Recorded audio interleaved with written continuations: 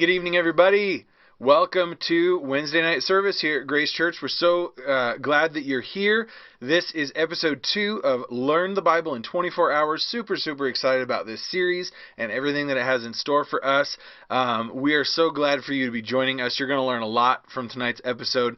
I want to remind you, this is only this episode 2 of this series. And if you missed last week's episode, you are not too far behind. You can absolutely get caught up, and I'd encourage you to go to our website, which is graceid.org, and that's the easiest way for you to find all of the episodes for this series. You can go back and find last week's episode right there. Just click on it. You can watch it on YouTube, or we also did a Facebook discussion following up on it, so you can check that out as well. But yeah, this series is incredible. You have never seen a Bible study series like this before. There's stuff that is brought out to the forefront in this series that you just simply won't be getting anywhere else. The presenter of this series, his name is Dr. Chuck Missler, and he's just an incredible guy. He's got a very scientific and engineering bent mind, and he has just a real hunger for pursuing the things of God. And so you're going to see that tonight. Tonight we're spending, this is hour number 2, and we're focusing on the creation. And we're focusing on some fascinating aspects of that once again, are going to be just mind-blowing for you. I want to remind you tonight that there's a lot of great information here. Don't be overwhelmed by everything you're about to hear tonight. Because if you try to hang on to every word and memorize every point and chase down everything that is brought up tonight, you're going to feel like you're getting left behind and that you're not keeping pace with it. Listen, let tonight's message wash over you. Absorb it, okay? Take it in. And then, once again, these are on YouTube, and it's also, of course, on Facebook Live. You can rewind it and watch it later and listen back to a point that's brought up if you want to. But but don't get hung up tonight on any one point that you're hearing tonight. Just take it in and ponder it and step back and say, wow, God, you have done amazing things. So, with that, we are going to kick into high gear with hour number 2, episode number 2 of Learn the Bible in 24 Hours. I want to remind you, drop a comment if you're watching on Facebook or on YouTube. Put a comment in our chat. Ask a question or leave a comment as we go along. We're going to be having live interactive discussion after tonight's episode is over, and I will do my best to try to address your questions and your comments just as best as I can from the Bible after that. So the episode is not all we're doing tonight. We're having live discussion following that, and I'm super excited to have you on board for that as well. But so once again, type those questions or comments in the chat as we go, and we're going to dive into episode number 2, Learn the Bible in 24 Hours. We will talk to you after it's over for discussion time. Here we go.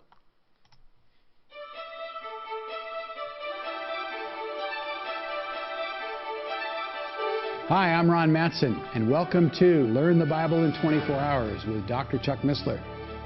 Chuck will be taking you through some interesting oversights of the Bible and showing you some amazing facts. For more information on how you can join this group, click here.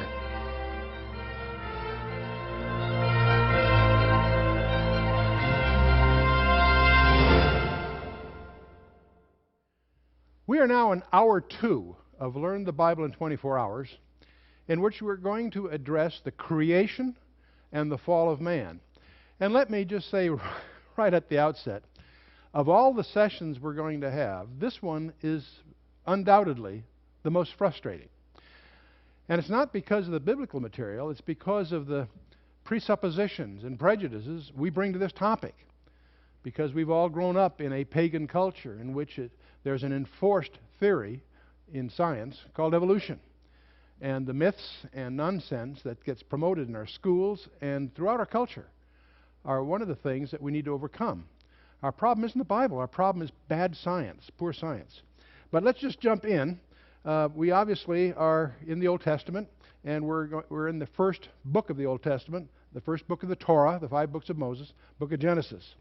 And we obviously are in our panorama of history. We're going right at the beginning. The creation of time itself, not just the physical universe, but the creation of time itself. And in this session, we're going to take 3 chapters. Chapters 1 and 2, which deal with creation, and chapter 3, which deals with the predicament of mankind, the fall of man, and what God is doing to respond to that. And so this is hour 2 of the 24 hours. There are actually only 2 worldviews. There are lots of different views, but they really categorize into one of 2 categories. Either everything is the result of a cosmic accident, and this is what we're taught in the schools today, that we came from goo to you by way of the zoo, in other words. And this idea of everything being the result of a cosmic accident is ridiculous, of course, but also it shouldn't surprise us then that our children have no sense of destiny. And how can they have if we are all just some kind of cosmic accident? The alternative worldview is that we are the result of a deliberate and highly skillful design, which implies, of course, that there's a designer. And in turn, that implies there's an accountability to that designer. All the different worldviews you might categorize fall into one of these 2 categories. And these things are important issues because it will lead to 4 basic questions. Who am I? And where did I come from? And why am I here? And where am I going to go when I die? These 4 basic questions are questions that every one of us has a belief about, an attitude about. And it's critical, of course, because this will determine our destiny. It's interesting that the book of Genesis anticipates all false philosophies. Atheism is rebutted by the fact that we've been created by God. Pantheism, the fact that God is everywhere, is nonsense. God is transcendent of His creation and distinguishable from it.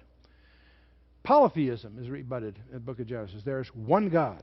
And materialism is rebutted in Genesis because matter had a beginning, and it also will have an end. Humanism, which is, of course, God not man, is the ultimate reality. We're not the ultimate reality. We're simply pawns in a prize in a cosmic warfare. But God Himself is the ultimate reality. And, of course, the other thing that lurks behind all our discussions is this theory of evolution. And when we speak of evolution or evolutionism, we're not talking about the fact that there is adaptation within species. It's really what we're dealing with here is biogenesis, but we generally call it the theory of evolution. And that is, of course, rebutted by the Scripture because God deliberately and skillfully created each one of us. And uniformism. Among scientists, there's an attitude that things have always been the way they are, that things continue as they always have been.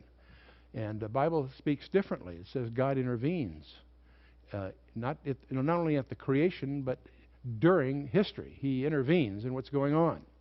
And it's interesting, if you take a pair of binoculars and look at the moon or any other planetary objects, we see them bitterly beaten up, pockmarked. It's clear that the solar system was a rough neighborhood. And so the uniformism is a suspect premise even within a scientific context. Every major doctrine in the Bible has its roots in Genesis. Sovereign election, salvation, justification by faith, the believer's security, the concept of separation, the disciplinary chastisement, the rapture of the church is even suggested here, divine incarnation, death and resurrection, the priesthoods, both the Aaronic and the Melchizedek priesthoods. The Antichrist even has his roots in here, and the Palestinian covenant, and on it goes. There are more than we could even list here. Let's just jump in and take the first verse. In the beginning, God created the heaven and the earth. Now, if you can embrace that sentence, you'll have no problems in the rest of the Bible. If you have problems with that sentence, you'll have all kinds of difficulties. In the beginning, God created the heaven and the earth. It's interesting that in the Hebrew, there are 7 words and 28 letters. And and by the way, you notice that Hebrew, remember, goes from right to left. All languages flow towards Jerusalem. Nations that were east of Jerusalem wrote from right to left. Nations that are west of Jerusalem write from left to right. And let's see, it's Western Europe. We have Greek, Latin, English, of course, and so on, Spanish, what have you, all go from left to right. If you go east of Jerusalem, whether it's Hebrew, Aramaic, Sanskrit, what have you, it goes from right to left. I don't know what you do with that piece of information, but I had to throw it out there. And there are over 300,000 letters in the Torah, but we're taking 28 of them here. And we actually could be spending a week of study on just these letters. And so notice the first word is Bereshit. In the beginning, or technically in beginning. And then the word bara. In the beginning, bara. God created out of nothing. There are three different words that could be used here. Asa, which means to make or fashion, fabricate, if you will, but of something else. Yatsa, which means to form something. But these are not the words used here. The word bara means to create out of nothing. And all three of these words are in Isaiah 43:7. They each have obviously a different sense. But the other thing I'd like to comment on, without trying to beat this to death, is the word Elohim, the word God there. Bereshit bara Elohim. The word Elohim, you, whether you realize it or not, probably know enough Hebrew to realize that that's a plural noun. Certain categories of Hebrew nouns suggest a plural by an I-M ending. Cherub is singular, cherubim is plural. A seraph is singular, seraphim are plural. And Elohim is a plural noun. But what's strange about its usage in the Bible, it's always used as a singular noun. It technically is a grammatical mistake.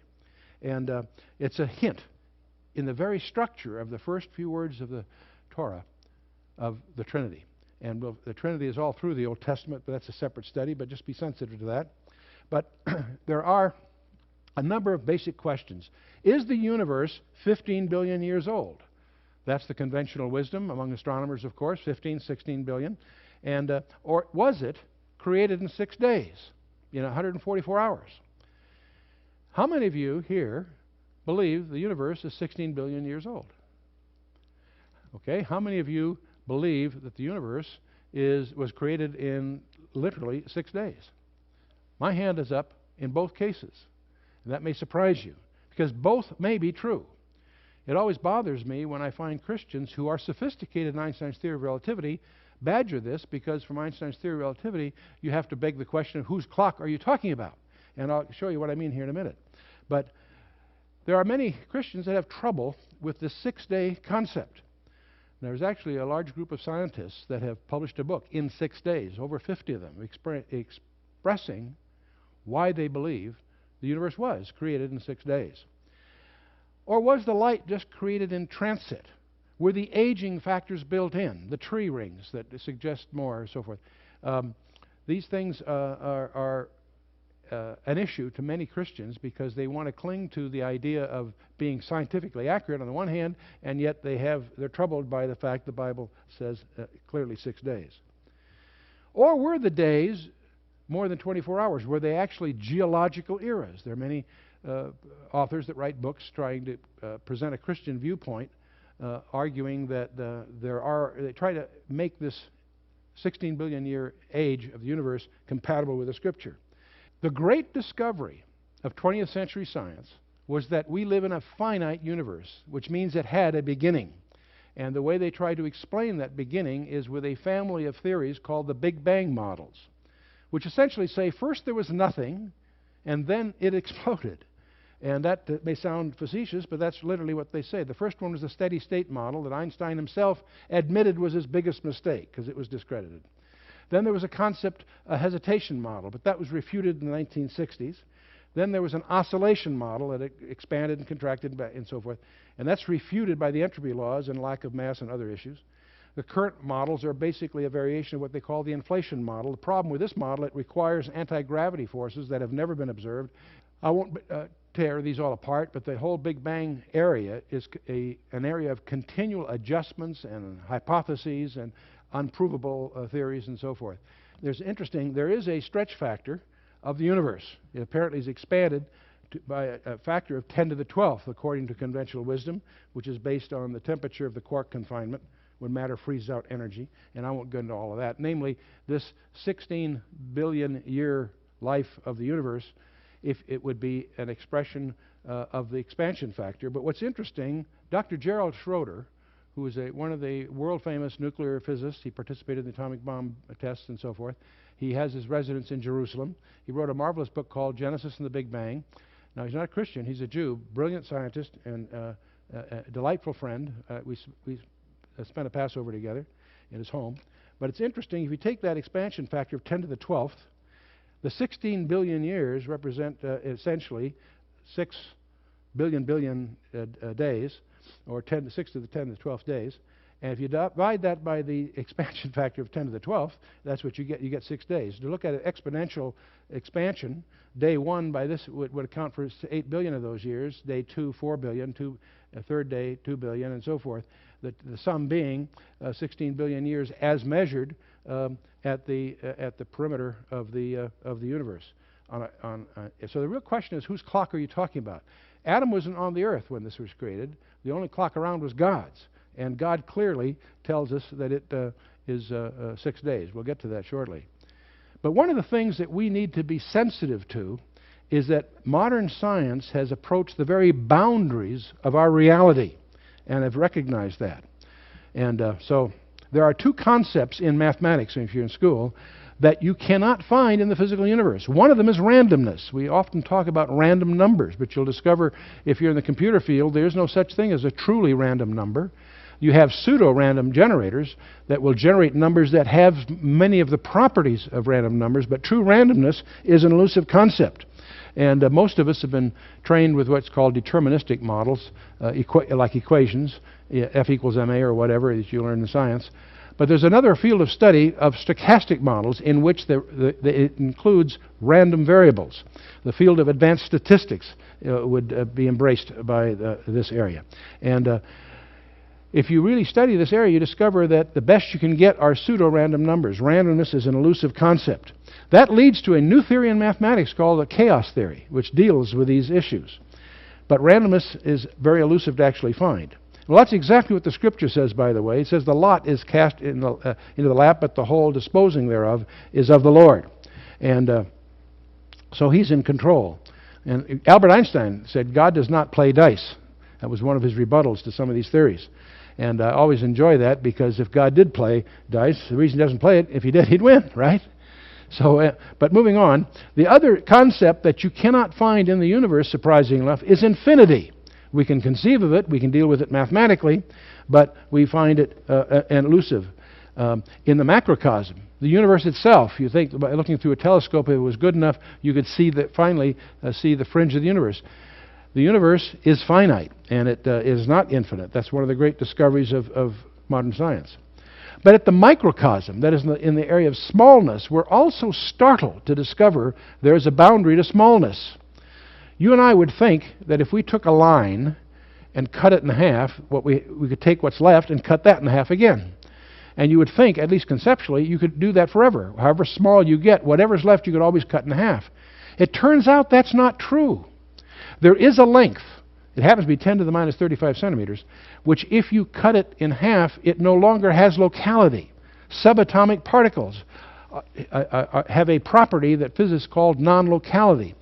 The whole field of quantum physics is based on the discovery that whether you're talking about length or energy or mass or time, all these things are made up of indivisible units, things that you cannot split any smaller. And so we find ourselves then, as we examine these 2 boundaries, we are in a subset of a larger reality. We're bounded by quantum physics on the small end and a limited cosmos on the large end. We are in a virtual reality of a larger universe. And the Planck length turns out to be 10 to the minus 33 centimeters that you can't get smaller than. Planck time, you cannot find a unit of time smaller than 10 to the minus 43 seconds. Now, those are very small, but the point is they're indivisible. And that has profound implications in understanding our world. We are in a digital simulation. This podium feels like it's solid. It actually is not, by a factor of 10 to the 15th, strangely enough. And we'll get into that in a moment. But what we think is reality is actually a virtual reality within, in fact, a digital reality, within a much larger context. And we can't see beyond our reality, but we know that we are a subset by what we observe. And now let's talk a little bit about physical chronometers. Many of us talk about radiometric dating, carbon-14 dating, and so forth. And the trouble with this form of dating, it's based on some assumptions.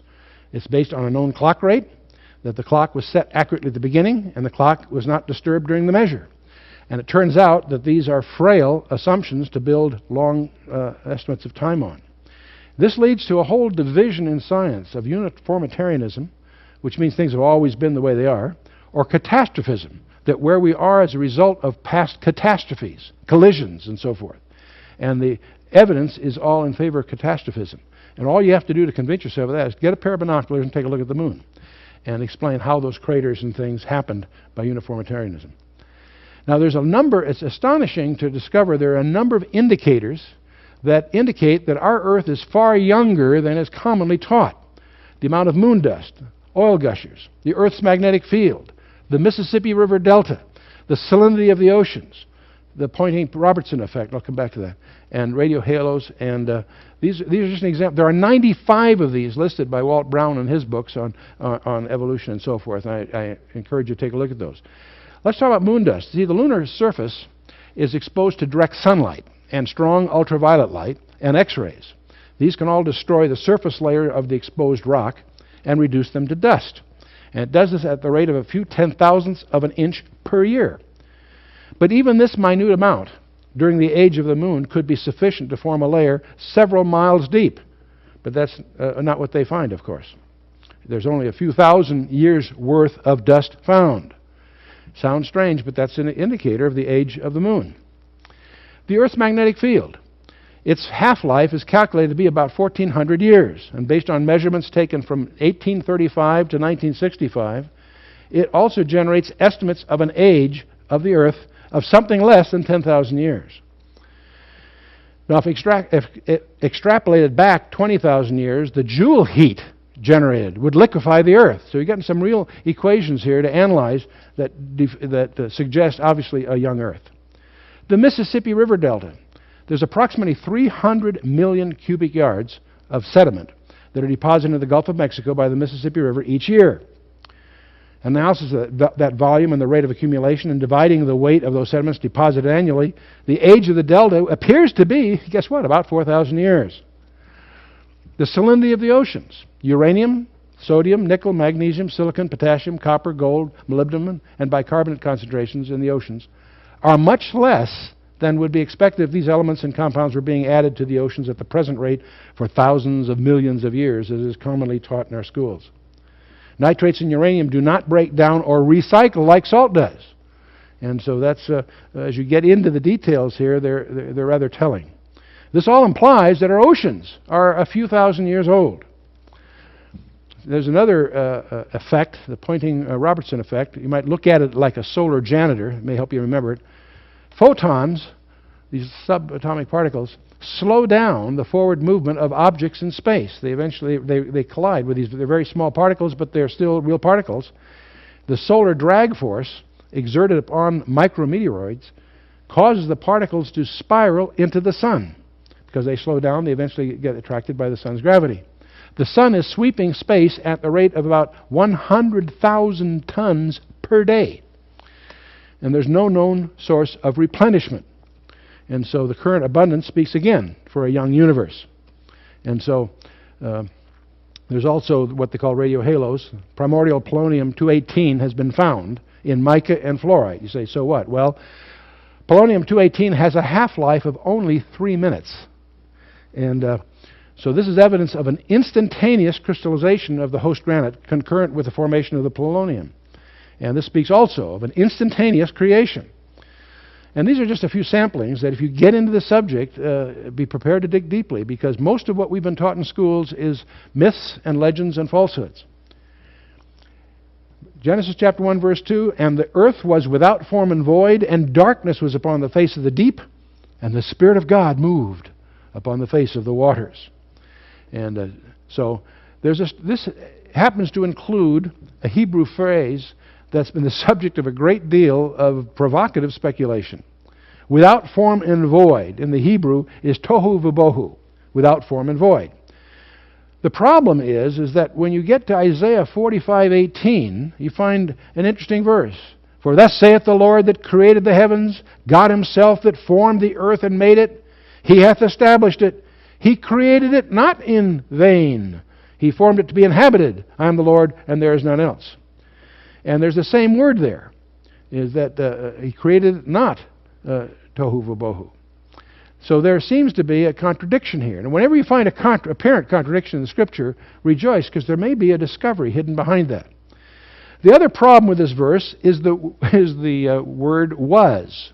It happens to be a transitive verb. It really should be translated became. It implies somebody being the result of an action. An example of that we find later in Genesis where Lot's wife became a pillar of salt. The same word. It implies action on a direct object. And so when you put this all together, the way some people would translate this verse, the first verse, no problem. In the beginning, God created the heaven and the earth. Period. New subject. But, and that's another issue, the conjunction there is an adversive conjunction. In other words, both the Septuagint in the Greek and also the Latin Vulgate make that point. It's not and that's neutral, but it's an adversive conjunction. So it should be translated, but the earth became without form and void, and darkness was upon the face of the deep. And because of this possibility, this is controversial, so I don't want you to necessarily buy into it, just be aware of this viewpoint. But there is a view by some scholars that there is a gap implied between verse 1 and 2. In the beginning, God created the heaven and the earth. Period. Great, no problem. But the earth became without form and void, and darkness was on the face of the deep, maybe for eons. And darkness and the Spirit of God hovered or brooded over the face of the waters. And one of the questions that this view I'm suggesting here was originally proposed by Thomas Chalmers in 1814, and these views are supported by people like G.H. Pember, Donald Gray Barnhouse, G. Campbell Morgan, Arthur Custis, and others. And it's highly speculative, but it does seem to tie with some other scriptures. And one of the issues it needs to deal with, it has nothing to do with dinosaurs and that sort of thing. We'll come to that. But it does raise a possibility, because one of the questions that we ask ourselves is, when did Satan fall? When we get to chapter 3 of Genesis, he's already a fallen creature. We know he wasn't always fallen when we study Isaiah and Ezekiel and other sources of information about him. So one of the questions is, when did he fall? And the suggestion is maybe there was some incidence between verse 1 and 2, and because these terms without form and void are always dealt where they occur elsewhere, it's without form and void as a form of judgment. So there are all kinds of conjectures that come out of that. Be careful with those, but recognize that there are these strange views. But the first direct quote of God in the Scripture is the third verse. God said, "Let light be," is what he actually said. Let there be light. And there was light. And so it's interesting that light itself is one of the most profound mysteries in science. And the speed of light is usually represented by the letter C by tradition. Measurements of the speed of light are in themselves an interesting controversy. See, in the 17th century, Kepler and Descartes and so forth, the experts in that day, believed that light was instantaneous, or putting it another way, that the speed of light was infinite, very high, very fast. And that was the conventional wisdom.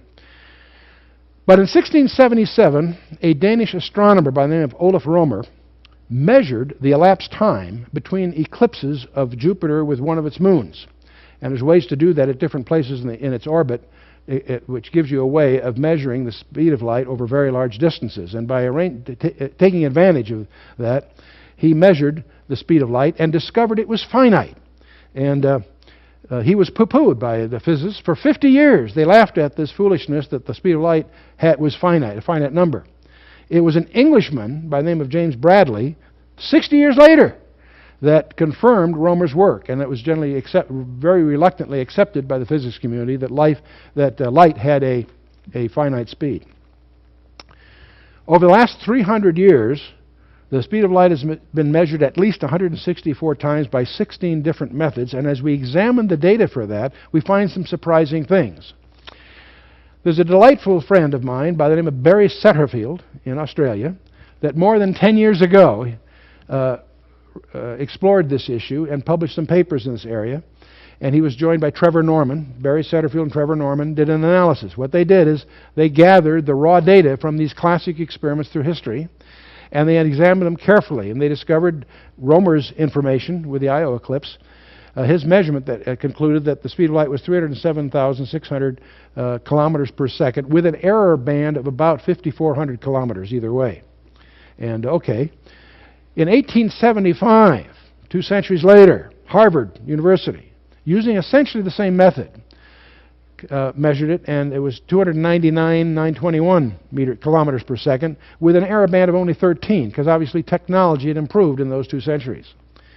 And in 1983, the National Bureau of Standards, using a laser technique, measured the speed of light as 299,792.4586 plus or minus 0.00003 kilometers per second. In other words, very, very small error band. But what's interesting, if you stand back and examine these numbers, you'll notice that the means don't even overlap.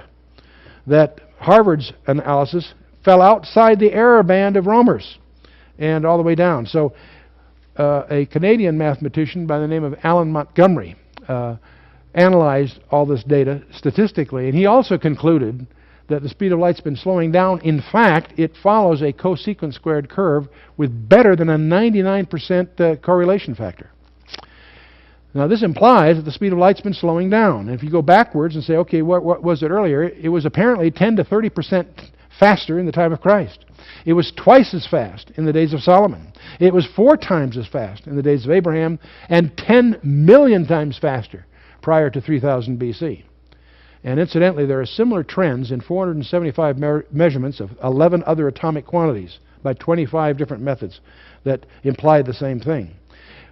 It's interesting that some years ago, of course, we developed a friendship with Barry Setterfield, and we have included many of these discoveries in our materials, and got a lot of guffaws from some of my friends, Christian physicists, that felt that tried to advise me, Chuck, don't buy into that. That's foolishness. Any physicist knows that the speed of light's a constant. It's not variable. And we caught a lot of criticism from some of these friends for a number of years, better part of 10 years. But in the last 2 years, there have been a number of articles in reputable scientific journals where they have now discovered the speed of light is not a constant. One of the things that disturbs me about these articles that you find in the press is there are many of them now that recognize the reality that the speed of light is a variable and has been slowing down. What's disturbing that none of them acknowledge the pioneering work of Barry Setterfield and Trevor Norman, who've taken this abuse over the decades. You'll discover that physicists cling to their beliefs with the same tenacity that theologians do. And it's not at all objective. But let's get into some other confirmations. The French Astronomical Journal back in 1927 suggested some of these things. Tom Flandern at the U.S. Naval Observatory noticed that the atomic clocks are slowing down relative to orbital clocks. And there's some Russians also that have published in this area independent of Setterfield. So this is not a harebrained idea of a couple of Australians. It's very real. Now, the definition of time itself changed in 1967. Up until 1967, a second of time was defined in terms of one Earth orbit around the Sun. A small fraction of that, obviously. After 1967, the second was redefined as a number of oscillations of the cesium-133 atom. And see, if atomic clocks are correct, then the orbital speeds of Mercury and Venus and Mars are increasing, which of course is impossible. If the gravitational constant is truly constant, then atomic vibrations and the speed of light are decreasing. And see, if a planet's orbital speed is increased, it would violate the law of conservation of energy. If atomic clocks are correct, the gravitational constant would change, and no such variations have been detected. So this has some profound implications in terms of the very fabric of our reality here. See, if atomic frequencies are decreasing, then 5 properties of the atom, such as Planck's constant and others, would also be changing. And statistical studies support both the magnitude and direction of these changes. And so there's another thing that's happening in the field of physics you should be sensitive to. All this, bear with me, this all will affect your perspectives as you read. The more you know about what's going on in science, the more comfortable Genesis 1 reads. There's a thing called Hubble's Law. That's why the Space Telescope was named after Edwin Hubble. The Hubble's Law, because they observe that the spectra, the light spectra of stars, shift to the red, and apparently shifts to the red in proportion to its distance away, they've always assumed that that was like a Doppler effect. A siren sounds higher pitches as it comes at you and lower pitches as it moves away. They call that the Doppler effect in sound. They felt the same thing's happening with light, that the light shifted to the red because these things are moving away from us, longer wavelength. Except a couple of guys, Halton Arp in Germany and William Tift in the University of Arizona, have spent the last several decades collecting data precise data about the red shifts. And they've discovered that some of them aren't so well behaved. See, Hubble's law postulated that this whole idea that the red shift is caused by an expanding universe. And that's why he's honored by the space telescope being named after him and so forth. Except William Tift has discovered that the red shifts are quantized. They're always a multiple of a definitive number. In other words, sort of like the keys of a piano. You can only get certain keys by hitting the key, unlike a violin where you can get any tone you want. A piano, you've got discrete choices. The red shift has that character. In other words, it's digital. And so it turns out that the red shift may actually be evidence of a change in the fabric of space itself. It's an atomic effect rather than a recessional velocity effect.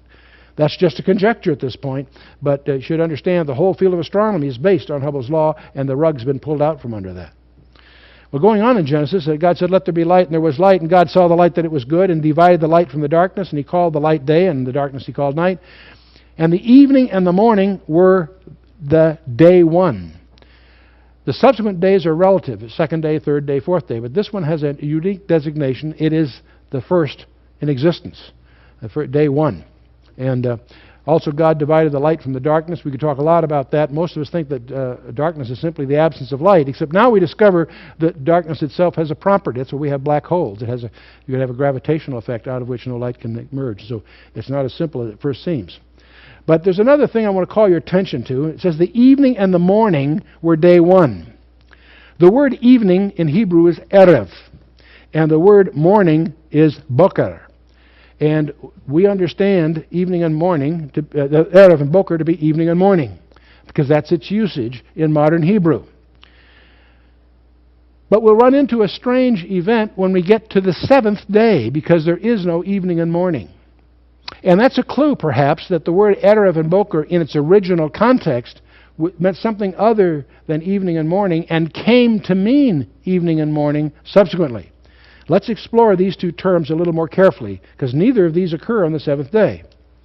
Erev actually speaks to obscuration, like a mixture. Mathematically, it's increasing entropy.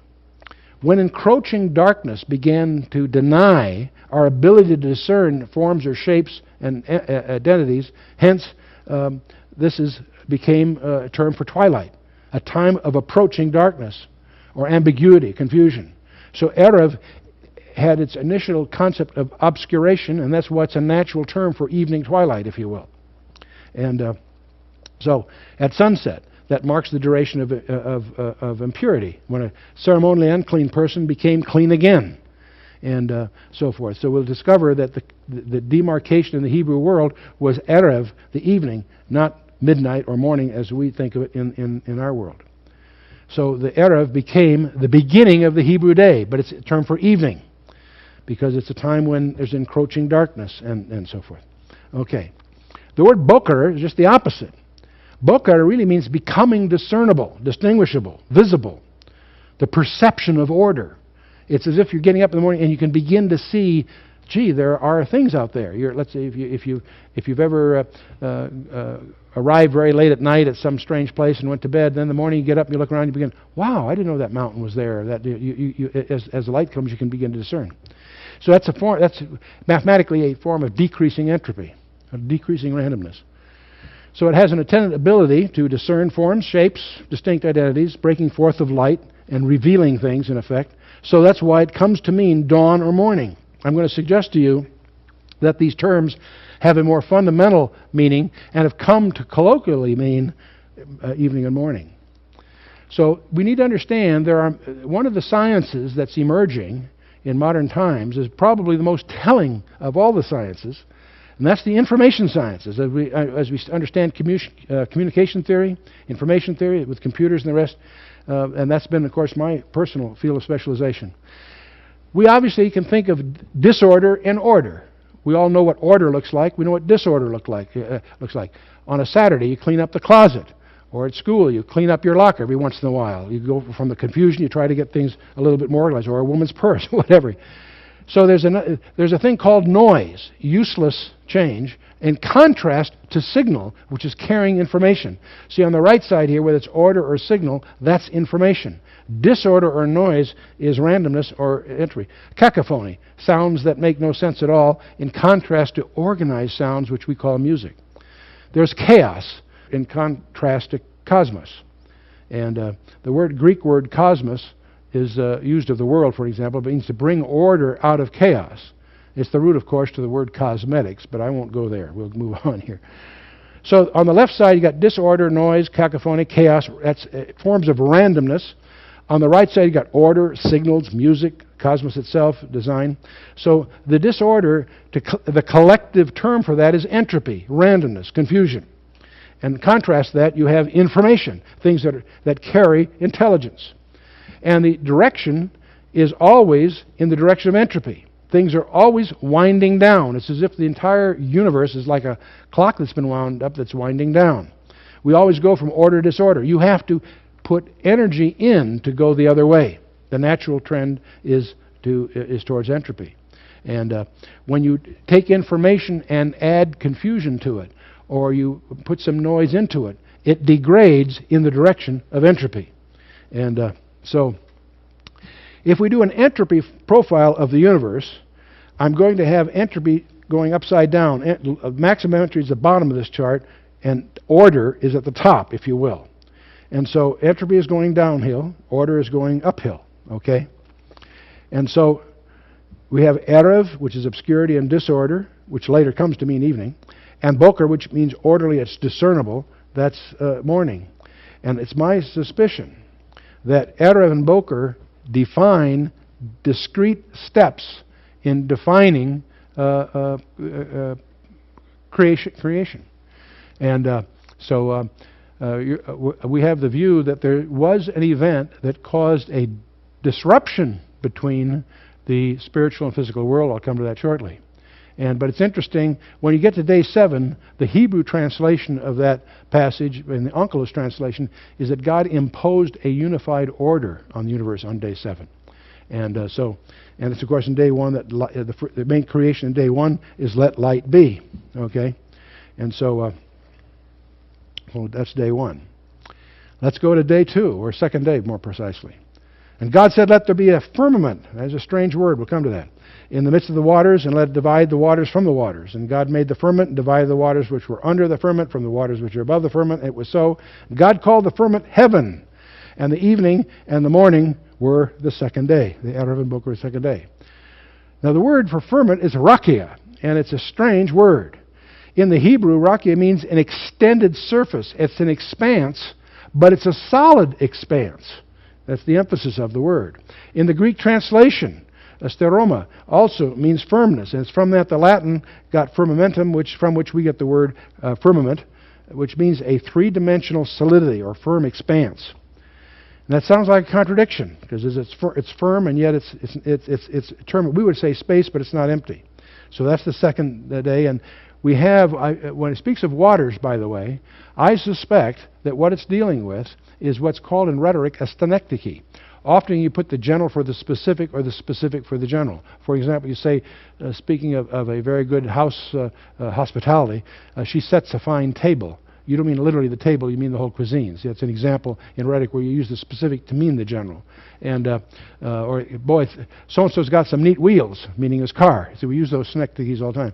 When it says waters, I think it's talking about fluids. And one of the things most of us think of matter as having 3 states: gas, liquid, or solid. There's a 4th state of matter, plasma before gases, and then gases to liquids to solids. Or going the other way, from solid to liquid to gas to plasma, where you've got disassociated atoms. And I believe that's what's in view here. Is this more than a metaphor? All through the Scripture, it speaks of the heavens being stretched.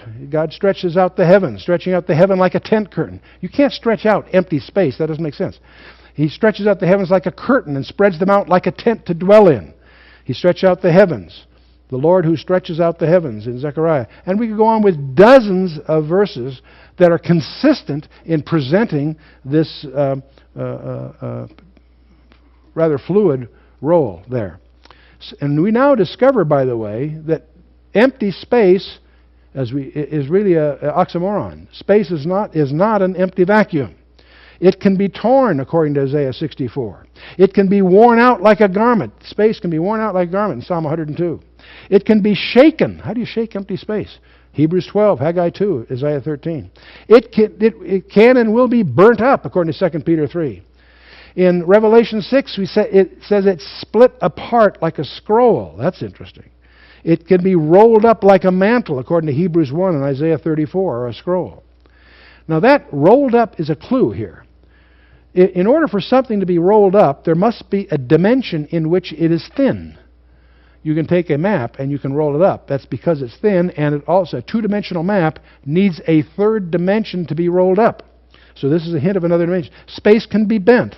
So there must be a direction that it can be bent toward.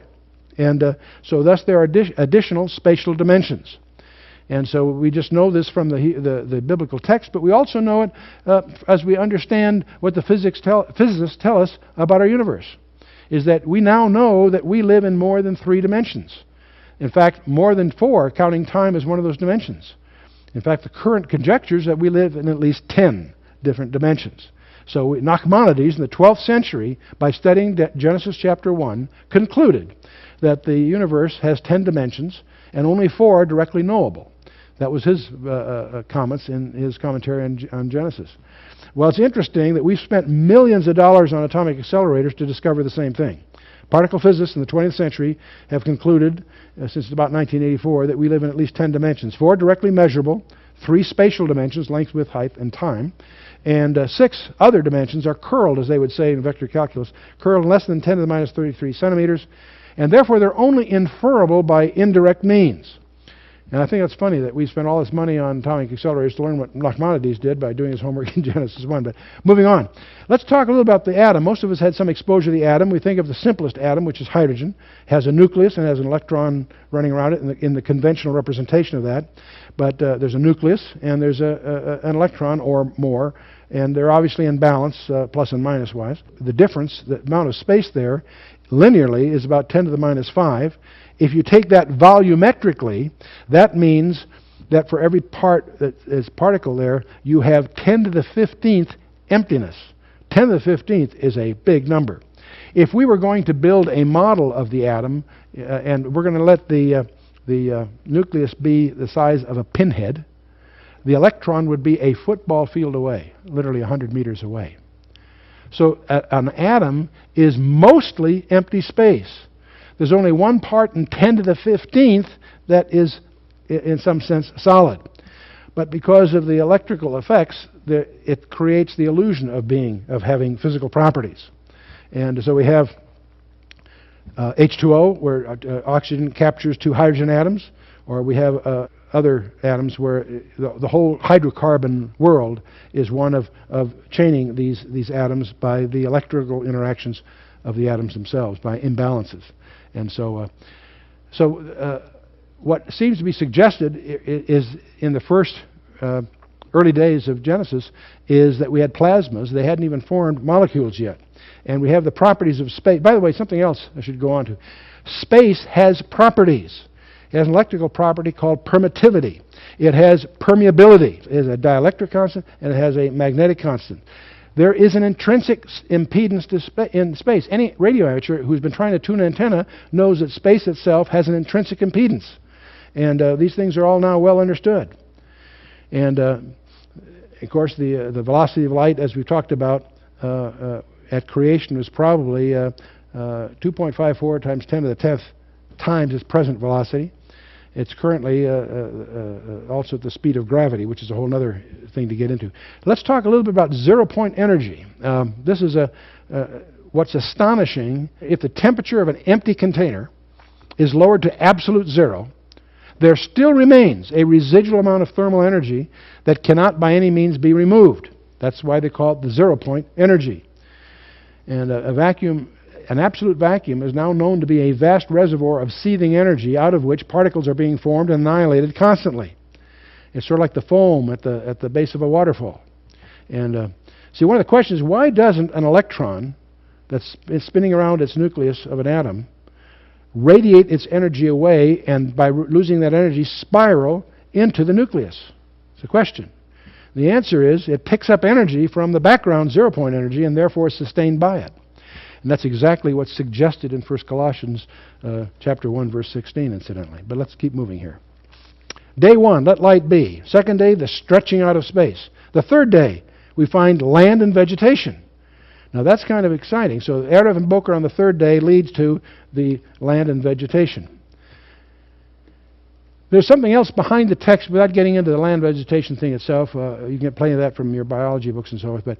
And God said, behold, I've given you every herb-bearing seed, this is we're skimming down to verse 29 now, which is upon the face of all the earth, every tree which is the fruit of the tree yielding seed. And it goes on at the end of that chapter and to the beginning of the next chapter. It says, out of the ground made the Lord God to grow every tree that is pleasant to the sight and good for food, and the tree of life also in the midst of the garden, and the tree of knowledge of good and evil. And it goes on. Between these two verses, verse 29 of chapter 1 and verse 9 of chapter 2, is obviously some Hebrew text of a handful of verses, in which is encrypted the name of 25 trees that appear in the Bible. It's interesting that if using a computer, they discovered that these 25 trees are encrypted. Some very shortly, using every second letter, or every third letter, that forward or backward, whatever. But it's interesting that these trees are the trees that are mentioned elsewhere in the Scripture. They're all encrypted underneath the text that deals with the seed-bearing trees.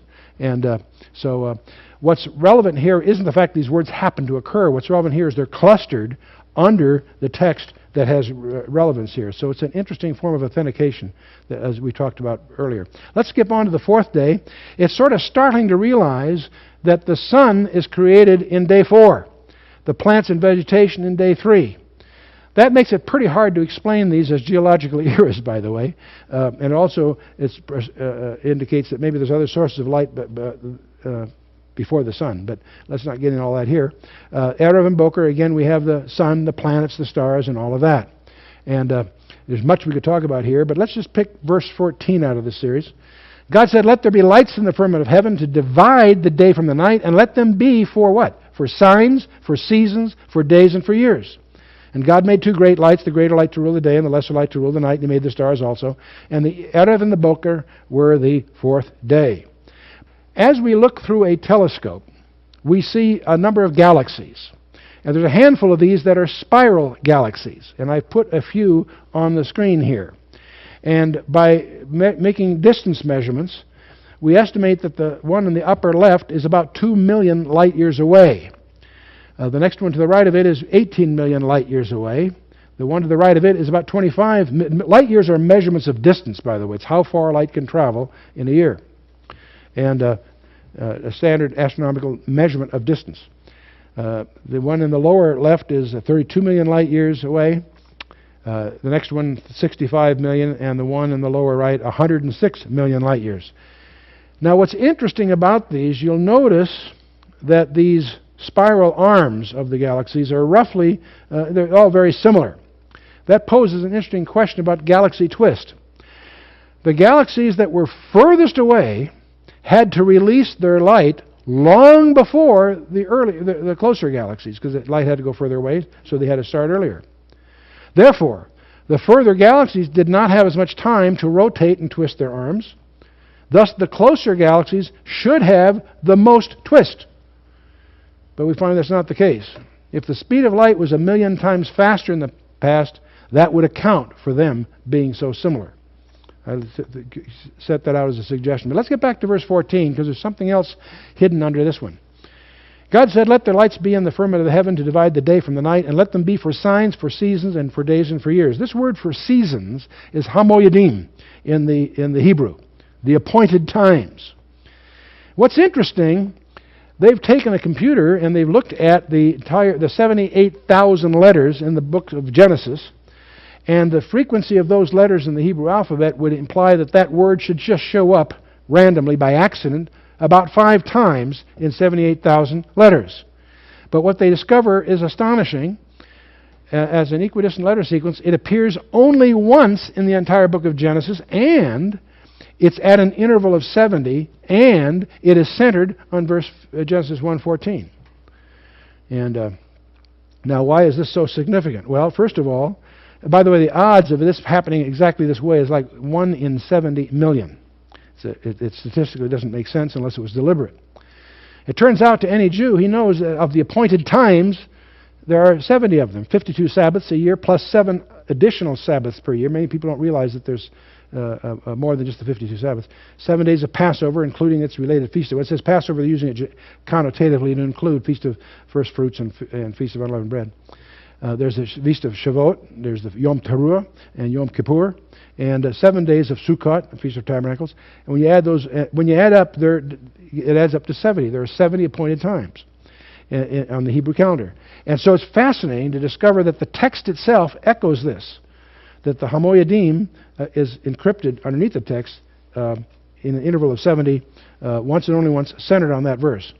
Again, these are not, you can't build big cases on this except they're forms of authentication. You see evidence of a designer hovering over this text. And Rabbi Hirsch said many years ago, the Jew's catechism is a calendar. And what did he mean by that? Well, of course, we have the Feast of Israel. In the first month of the religious year, we have the spring feast, Passover, Feast of Unleavened Bread, Feast of First Fruits. 7 months later, you have the fall feasts in the month of Tishri. Feast of Trumpets on the first of that, the Yom Kippur on the 10th of that month, and the Feast of Tabernacles, or Sukkot, on the 15th. And between these two groups, on the 1st and 7th, there's a very strange one, the Feast of Weeks. It's in which they used leavened bread, strangely enough.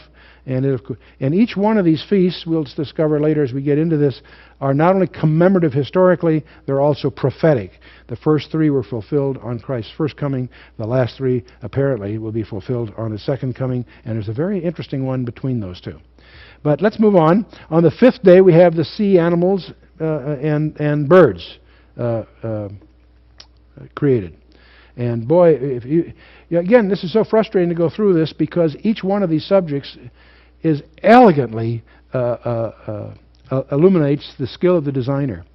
You can take something as trivial as a bird's feather, and you could spend a whole evening on discovering how skillfully that's designed. And to attribute that to happenstance or accident is nonsense. But we won't get into all that here. The real death of Darwinism comes from lots of reasons, but not the least of which is microbiology. Advances in microbiology, namely the DNA and all that, have dealt the death blow. They put the final nails in Darwin's coffin, in a sense. Because the DNA that we now discover is a 3 out of 4 error-correcting code. And we have time to develop that, but it's just utterly absurd to attribute the elegance of that code to random chance. And when you design a computer, you've got to have the language and the machinery processing that language intimately coordinated. To ascribe either one, or certainly together, as randomness is absolute folly in logic. And Darwinism cannot explain the origin of life because it cannot explain the origin of information. And there's another concept that's emerging called irreducible complexity. We're indebted to Michael Behe's book, Darwin's Black Box, where he illustrates this idea with a simple mousetrap. Here we have a mousetrap that has 5 parts. It has a basic platform on which there's a hammer. That hammer is driven by a spring. It's held back by a holding bar that's tucked under a catch. All of us are familiar with a mousetrap. And what's interesting, there are 5 parts here. Trying to make this simpler is pretty futile. These 5 parts have to be there in some function or another. It's interesting that if you have only 4 of the 5 parts, you don't catch 4/5 as many mice, you catch 0. The point is there's a concept in design called irreducible complexity. It can't get simpler than this. That indicates it's designed. It can't happen by accident. And let's take a single-celled creature called a bacteria. It has a flagellum, a little tail that propels it through its fluid. And if you look at this carefully, we're not going to get into all the other details. This is a single-celled animal, and we're going to just look at where the flagellum is connected to the creature. And we discover there are 40 parts to an electric motor. It doesn't wiggle, it spins. And it is an elegantly designed motor with 40 critical parts, any one of which missing, it doesn't work. So this did not happen by chance. It evidences designs, highly skillful design. And so we won't get here into all that detail. But then we get, of course, to the next day. We have animals, and on the 6th day we have animals, mammals, and, of course, Mr. and Mrs. Man created in day 6. And so I won't spend a lot of time on this. Most of us are victims of this nonsense promoted by our textbooks, and even in National Geographic and Scientific American publish these crazy things, that we came from monkeys and that nonsense. When you get into this and study it with any depth at all, you'll discover something astonishing. Not only is this nonsense, it's deliberate fraud. The Heidelberg man was contrived from a single jawbone. The Nebraska man in 1922, Henry Osborne, did it from just one tooth, and they later discovered that it was from an extinct pig. The Piltdown man you hear so much about. Charles Dawson developed this from the jawbone of a modern ape. It was deliberate fraud. We now know it was filed and treated with iron salts to look old. If you get to the Peking man in 1921, the evidence has disappeared, but it also bears evidence of an outright fraud. These are not people who made a discovery and were just misguided. These are people who deliberately contrived these things to be misleading. The Neanderthal man, found in the cave in the Neander Valley near Dusseldorf. At the International Congress of Zoology in 1958, they concluded that it was just simply an old man suffering from arthritis. The Java man, 1922, in 1891, skull cap, a 50-foot femur thigh bone that was not even near it, was distant from it, and the evidence was concealed. It was teeth of an orangutan. The thing that disturbs you about paleontology is it's littered with deliberate frauds, not just poor science, but deliberate frauds. So all this is you'll still find in the textbooks used in your schools to mislead our kids. In 120 years of searching, there have been no intermediate stages found to justify evolution. We could go on and on, but let's move on here. We get to day 7, the seventh day rest. And you'll notice there's no Erev and Boker. There's no discrete steps. God had finished His creation. It's completed. That's the whole theme of day 7. And there's no Erev on Boker. Now our problem in these so-called day, how old is the universe in the days, it's clear that God intended us to understand that. And our problem is not Genesis 1. People talk about the word yom and what it might mean. That's silliness. It's Exodus 20, verse 11, where the Creator of the universe with His own finger wrote it in stone. For in 6 days the Lord made the heavens and the earth and the sea and all that in them is. And He rested the seventh day. Therefore the Lord blessed the seventh day and hallowed it. And incidentally, He didn't do that in Exodus 20. He did that in Genesis 1. And so our problem isn't in grasping the 6-day thing. It's clear God intended us to understand that He did it in 6 days. And in days as we think of them. I won't quibble about 24-hour business, but clearly it's a day-by-day thing. And the real mystery to those that really understand who God is why did He take 6 days? But in any case, that's what He chose to do, and He did. The field of thermodynamics has been really solidified in 125 years. It's been fully described. And the first law of thermodynamics is called the conservation of matter and energy. It asserts that matter and energy, they're equivalent to each other, can neither be created nor destroyed under natural circumstances. And nowhere in the universe is matter being created or annihilated. All observed processes in the universe conserve matter or its equivalent energy. And the corollary to this is natural processes cannot create energy. All of this is a result of a creation of the past. That's the implication of the first law. And you can also say there's no way to win. In other words, matter and energy you can't create either one of them. And it's interesting. That's exactly what the Scripture says in Genesis 2. In the seventh day, God ended His work, and that's a thermodynamic statement. The works were finished from the foundation of the world in the book of Hebrews, and so forth. All things that were therein, you preserve them all. Nehemiah 9:6, and it's all through the Scripture.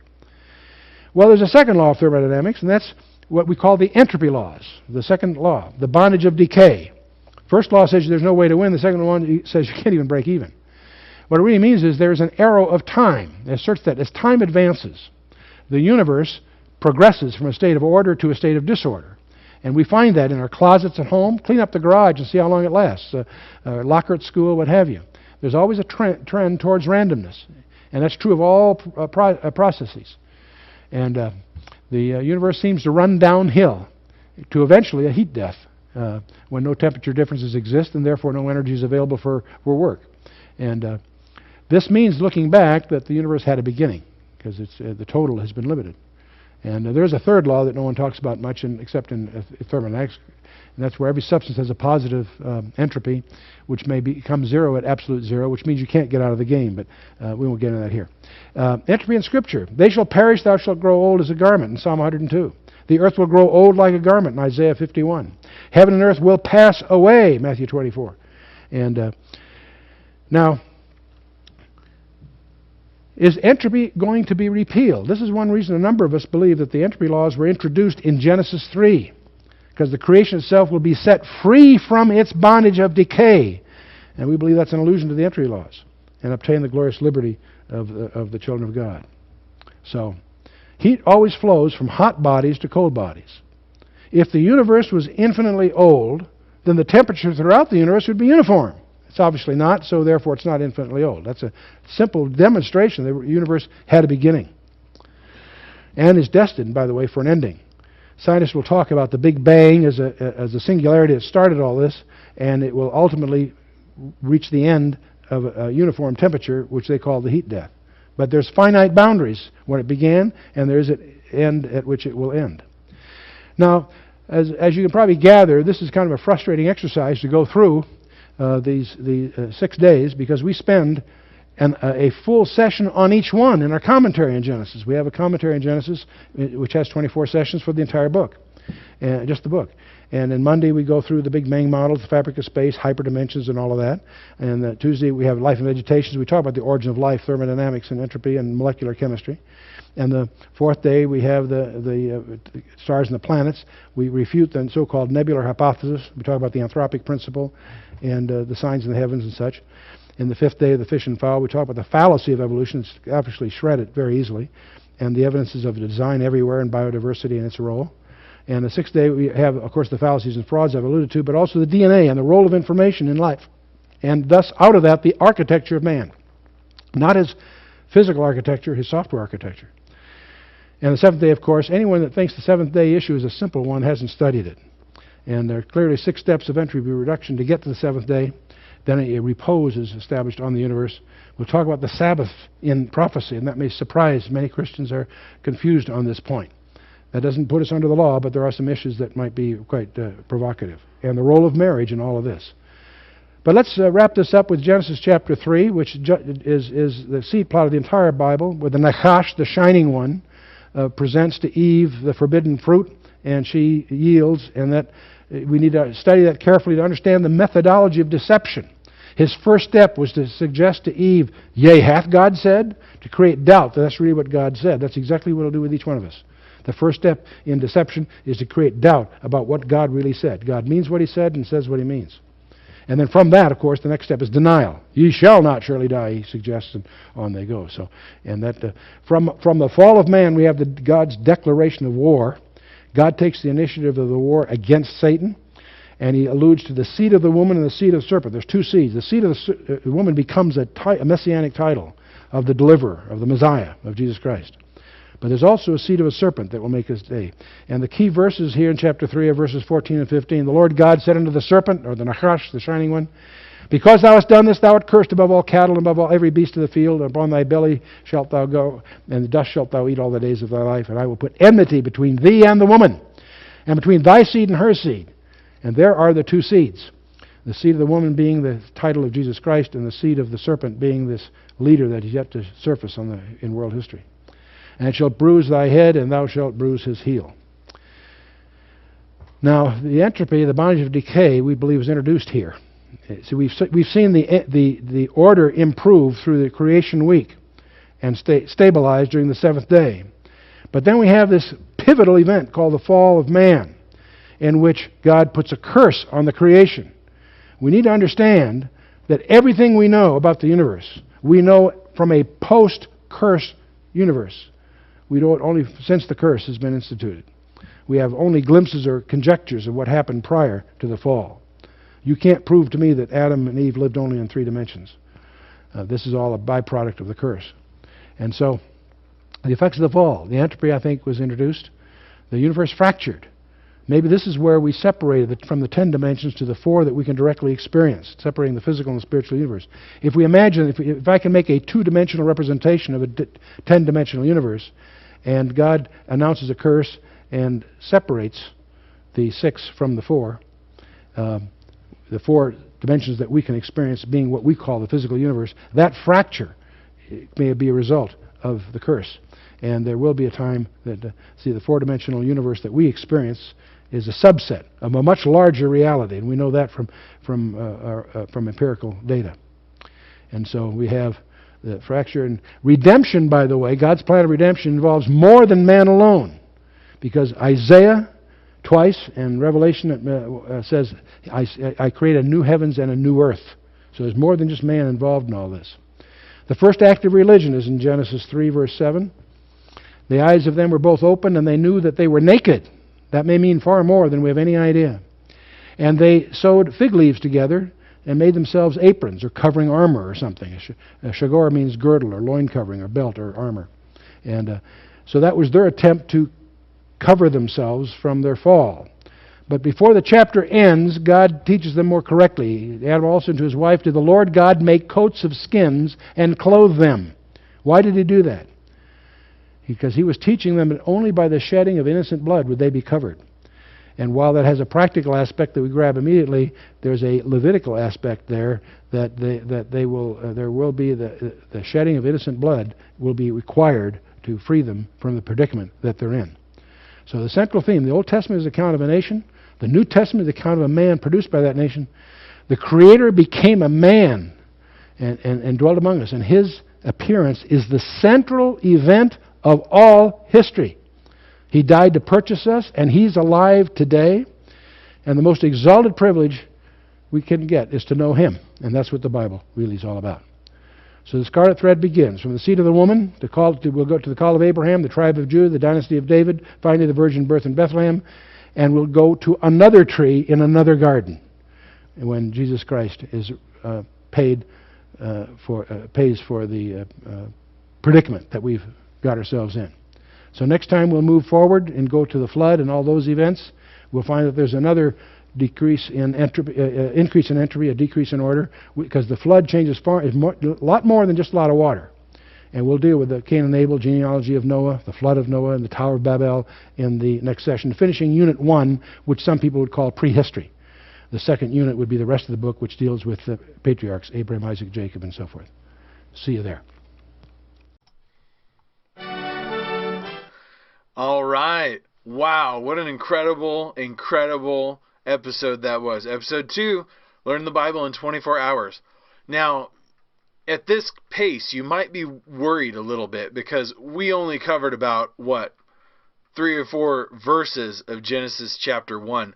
How in the world are we going to do all of the Bible in 24 episodes if this is the pace that we're taking, right? Well, Dr. Missler points out, if you'll remember, that we spend a lot of time focusing on the book of Genesis and also on at the end of the story, the book of Revelation. And we look at a lot of the things that are in both of those books. And it's not like we're going to skim over everything in the middle at all. It's very, very important. But what an amazing episode, right? Dr. Missler has a mind that I honestly am never going to comprehend. God used him in such an amazing way to draw out the research that supports, that shows us what an amazing God that we serve. And I want to remind you right now is your chance to put your questions and your comments in. I will try to address those live right now. So write those in the chat. There have been a few of you who have been engaged with us this whole time. Really appreciate that. That's awesome. But if you have a question or a comment on tonight's episode, maybe what it makes you think about when you think about God, or I asked a question a little while ago: Has God ever brought order out of chaos in your life?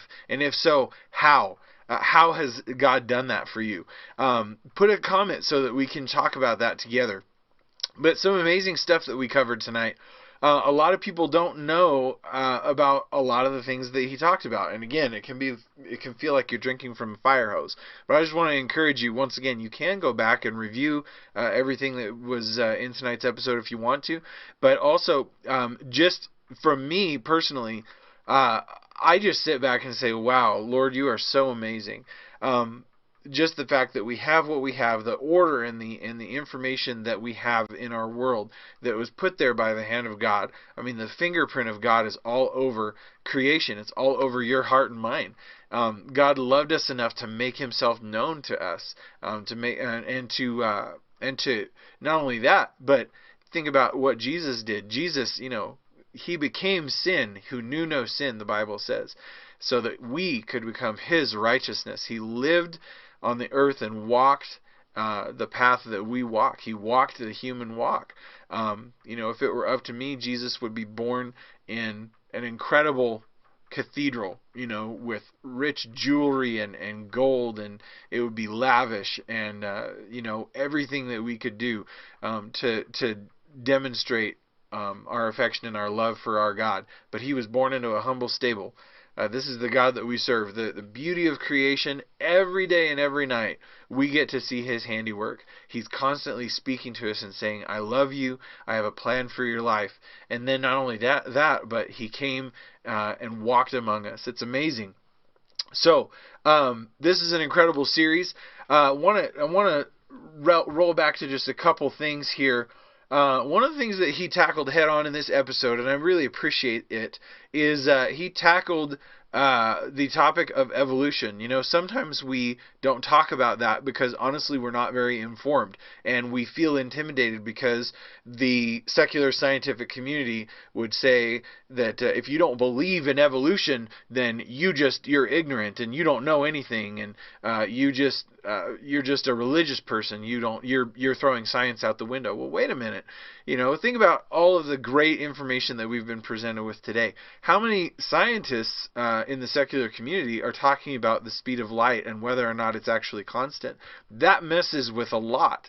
How many of the scientists in the secular community are talking about things that they don't really understand? Things like giant skeletons that fly in the face of conventional science, which would say that, the Neanderthals and early cavemen were these small people with small bone structures and things. Listen, you can look it up. There are giant skeletons that have been photographed, that have been documented all over the world. How does science explain that? No, people aren't talking about that. And actually, I believe that Dr. Missler will be talking about that in an upcoming episode, and I think that's going to be pretty intriguing for you. So there's lots of things that the scientific community just kind of dodges because it doesn't fit into their story. And I want to remind you that every scientific fact that has been proven points toward God, not away from Him. And if I remember right, I was thinking about this, I believe that Sir Isaac Newton was a devout Christian. I'd have to look that up to be sure, but he is the author of the thermodynamic laws, the first, second, and third laws of thermodynamics that Dr. Missler was talking about. And he was a devout Christian. And so if these are the laws by which we are framing our understanding of the universe, I think it's important to note that this is coming from a man whose heart was devoted to the Lord. I'll have to look that up to confirm that, but I think I'm right. All right, I want to check the comments here. Awesome. All right. So want to thank you once again for checking out episode 2. And here's what we need to do. I want you to recommend this series to your friends and to your circle of influence. Because if you have walked through this episode and you see the amazing information that's being provided here, then you need to share that once again with your friends. You see, when we are an informed people, when we gather information that helps us really understand the God that we serve, it's going to strengthen our walk with Him, and it might challenge some of our preconceived notions. Right? It might challenge some of our ideas going in. I don't know about you, but sometimes I don't like it when you mess with my viewpoint of the world, because if you present me with some facts, then that gives me something to think about and something that I might have to reconsider in my life. And listen, if there's one thing that God is trying to do with us, is that He is constantly trying to draw us toward Himself. The idea that we've got things figured out, that we've got all the answers, and that we have nothing left to learn, that's kind of a boring place to be. And not only is it a boring place to be, but it's wrong. We have much to learn. We have much to discover about the God that we serve. So, all right. we are going to wrap it up for tonight. This was episode 2, Learn the Bible in 24 Hours. Thank you so much. Next week, 6:30 p.m., next Wednesday night, we're going to dive into episode 3, and it's going to be fantastic. You don't want to miss it. Once again, share this on Facebook or YouTube. Share it with your friends, and let's have a great time next Wednesday. Of course, join us for Sunday service in person, live, or online. We have services at 8:30 a.m., 10 a.m., and 11:30 a.m. We're still doing family services, so bring your whole family. You're all going to sit together, and of course, we're going to have that 6 feet of social distance between families. So we love to see you there in person, and if online is better for you, we totally get it, and we want you to join us online as well. Thank you so much.